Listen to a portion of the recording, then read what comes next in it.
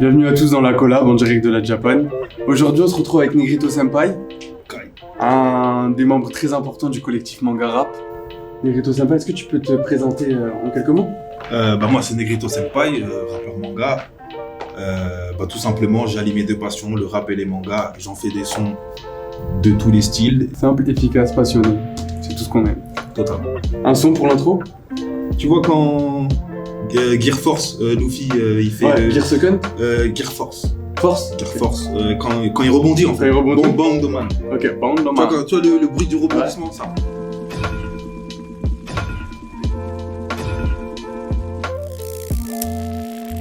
Qui pourrait être le senpai de Negrito Senpai? Yaï, la question est incroyable. Mais il y en a beaucoup qui ont le poste, hein. En fait, ceux qui ont quelque chose à apprendre, peu importe la méthode, ceux qui ont cette volonté d'apprendre, de faire apprendre quelque chose à quelqu'un. Quand tu as la vraie volonté de faire apprendre quelque chose à quelqu'un, peu importe la méthode, peu importe ton comportement, peu importe comment t'es, ça passe. C'est parce que ça peut être Muten Roshi, ça peut être Biscuit, ça peut être vraiment, je suis large, ça peut être Aizawa qui s'endort tout le temps là. Ça fait vraiment, tant que tu as quelque chose à m'apprendre et que tu as envie de me l'apprendre, ça va se transmettre et beaucoup de senpai peuvent être mon senpai, quoi. En fait. Voilà. Je suis quelqu'un qui aime apprendre, qui a envie d'apprendre en plus, donc ça glisse tout seul. Si tu devais choisir une inspiration de la culture nippone qui t'a marqué, une seule. Je sais pas si c'est vraiment une inspiration. C'est leur attrait pour le divertissement. Ils ont maximisé le côté entertainment des choses. J'ai l'impression qu'ils ont décidé de vivre dans une illusion. C'est ce côté un peu fou que j'aime chez les Japonais en fait. Moi, ils ont envie de vivre dans un rêve. Et ils vont le fabriquer, j'ai l'impression qu'ils vont le fabriquer étape par étape, vraiment. Et c'est ça que je trouve fascinant, moi, dans la culture nippone, c'est que ils font des choses créatives, mais ils vont au bout de leur forme de créativité.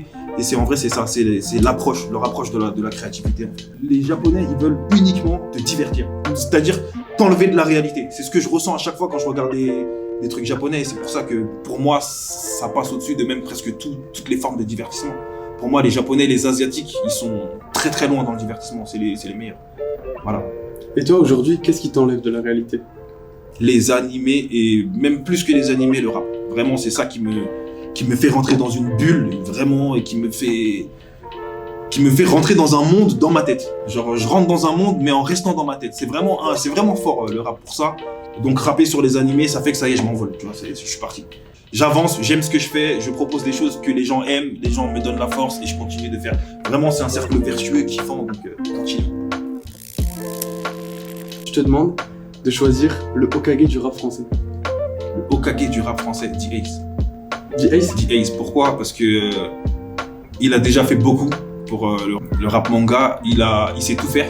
Que ce soit en rap ou que ce soit en rap manga, c'est-à-dire il peut faire toutes les formes de rap, trap, drill, mélo, il sait tout faire. Il sait écrire sous toutes les formes, il peut prendre le rôle d'un perso, il peut raconter sa vie en mettant des rêves d'animé, il peut vraiment faire tout ce qu'il veut.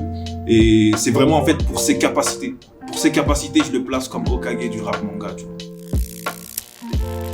Si maintenant je te demandais, t'avais le choix de goûter un plat d'animé ou de manga, celui que tu veux, ce serait lequel?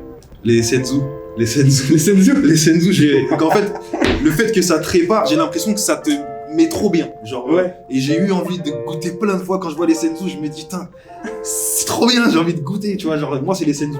Les senzu. C'est vrai qu'on a tous eu cette sensation ouais, de c'est putain, même si j'avais encore neuf, quoi. Ouais, c'est même pas forcément le goût du senzu, pour moi, c'est juste un haricot. Mais c'est l'effet que ça pourrait faire, l'effet de bien-être que ça pourrait faire, c'est pour ça que j'ai toujours eu envie de manger un senzu. Voilà. Si tu pouvais assister en live à une scène d'animé, ce serait laquelle? Oh là là, tu vois quand Netero et le grand-père à Kiroa, ils arrivent. Ils arrivent et ils vont péter l'autre Pito là. Ils arrivent en face de Pito, Dragon Dive. Et après t'as comment ça s'appelle? Netero, il discute un peu en fait avec Pito, il lui raconte un truc. En gros, il lui fait comprendre que t'as fait une connerie de ouf, t'es dans la merde. Cette scène là, gros, je la place peut-être dans mon top 3 de mes scènes préférées dans les animes, et j'aurais kiffé être présent, ma gueule. J'aurais kiffé regarder d'en bas là, du palais, regarder la dinguerie, les Dragon Dive, l'attaque de Netero quand il l'envoie avec. Oh non, j'aurais kiffé être là. J'aurais kiffé être là. Non, franchement, c'est un truc de ouf. J'aurais kiffé. Si je te demande de ressusciter un personnage, n'importe lequel, De ressusciter. de manga, d'animé, de comics, de série, où tu veux. Le plus évident que je te dirais, c'est Asuma, parce que Asuma, ça m'a piqué, tu vois. Ouais. Genre, Shikamaru, c'est mon perso préféré, moi, dans Naruto. Et Ok. ça m'a fait chier de le voir mal, en fait. Et du coup, en vrai, Asuma. Comme ça, par défaut. Par empathie. Voilà, par empathie sur lui. Si tu devais faire l'opening d'un manga, ce serait lequel?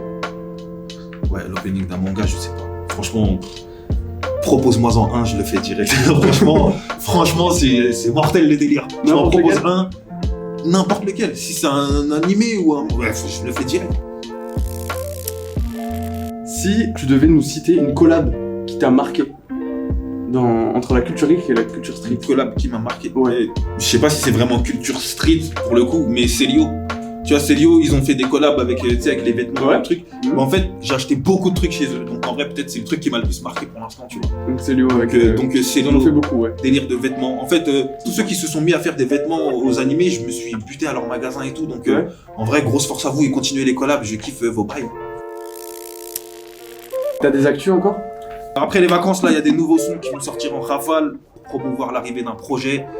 J'en dis pas plus parce que ça va être chambé. En tout cas, Kotodama, il est toujours disponible partout.